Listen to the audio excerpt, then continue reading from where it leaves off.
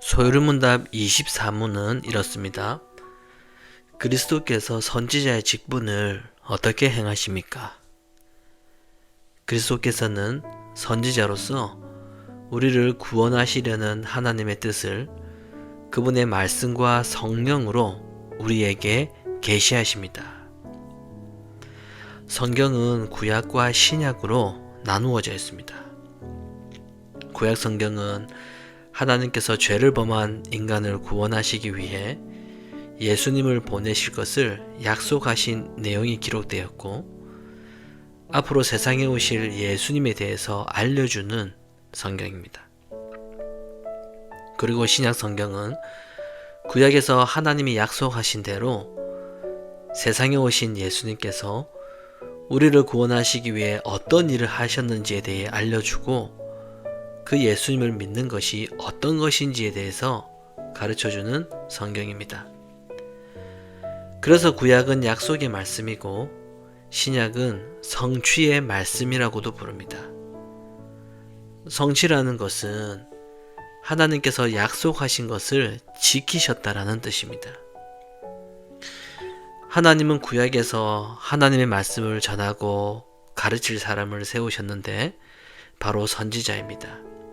선지자는 이사야부터 마지막 성경인 말라기까지 모두가 다 선지자들입니다. 선지자가 하나님의 말씀을 전하는 사람이라면 이스라엘 백성들은 당연히 선지자의 말을 잘 들어야 합니다. 선지자는 하나님을 대신하는 사람들이기 때문에 선지자의 말을 잘 듣고 그 말에 순종하는 것이 곧 하나님께 순종하는 것이고, 그러면 이스라엘은 하나님의 복을 받으며 살게 됩니다. 하지만 하나님의 말씀을 듣고 순종하지 않으면 하나님께 저주를 받도록 되어 있습니다. 그러나 이스라엘은 하나님의 말씀에 순종하지 않고 오히려 하나님의 말씀을 듣기 싫어서 선지자를 죽이려고까지 했습니다. 왜냐하면 선지자가 전했던 하나님의 내용들은 모두가 다 자신들이 잘못하고 있는 것을 지적하는 것이었고, 심지어는 지금처럼 그렇게 살면 나라가 망할 것이다 라는 말을 했기 때문입니다. 그래서 이스라엘은 결국 나라가 망하게 됩니다. 그러면 예수님께서 우리를 구원하기 위해 선지자의 일을 하셨는데 그 일은 무엇일까요? 구약시대에는 하나님 대신에 선지자가 하나님의 말씀을 전했지만, 예수님께서 오신 신약시대에는 예수님께서 직접 하나님의 말씀을 세상에 전하셨습니다. 예수님은 세상을 향해서 회개하라고 외치셨고, 죄를 회개하지 않으면 책망하기도 하셨습니다. 그리고 많은 기적들을 보여주시고 병자도 고치시면서 예수님 자신이 하나님으로부터 보냄받은 하나님의 아들이시고 구원자라는 것을 말씀하셨습니다.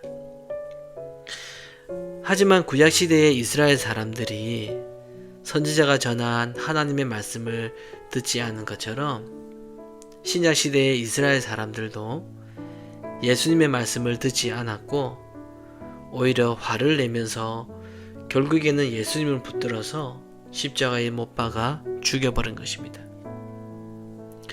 이처럼 세상은 하나님의 말씀을 듣기 싫어합니다. 그 이유는 죄를 지은 인간은 자신의 죄를 지적하고 자신을 책망하는 말에 대해서는 듣지 않으려고 하는 습성이 있기 때문입니다.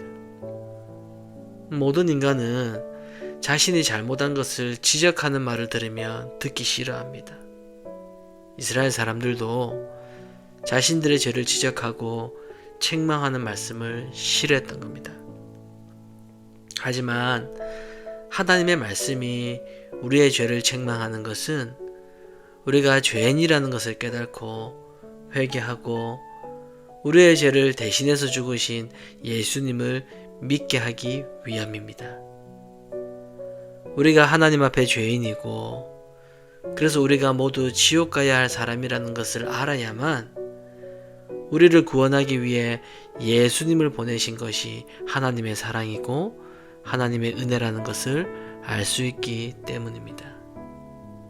그러나 죄를 지은 인간은 하나님의 말씀을 듣지 않고 싫어하기 때문에, 그래서 하늘로 가신 예수님께서 성령을 보내신 겁니다.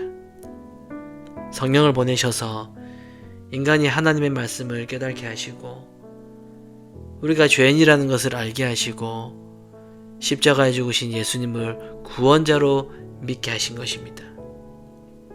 만약에 예수님께서 말씀만 주셨다면 말씀을 깨닫고 예수님을 믿을 만한 사람이 아무도 없을 겁니다.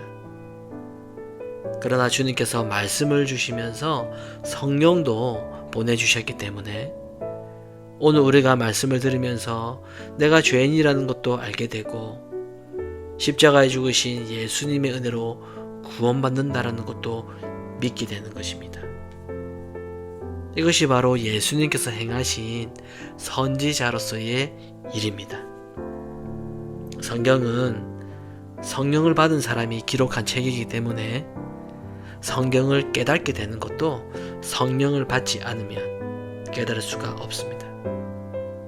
그래서 신자를 성령 받은 사람이라고 하는 것입니다.